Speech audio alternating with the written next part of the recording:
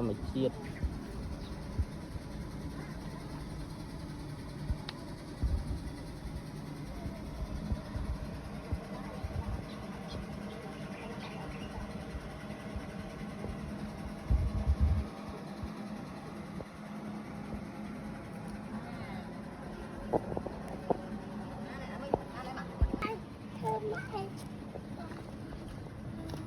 nuôi cá bé là đây phải lái thứ ấy này cậu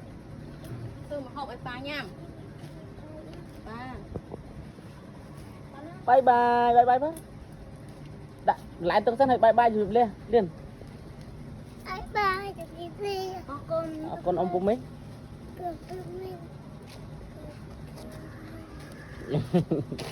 phỏng ơi sao chị ngái mà tiếp bàn bye bye bye bye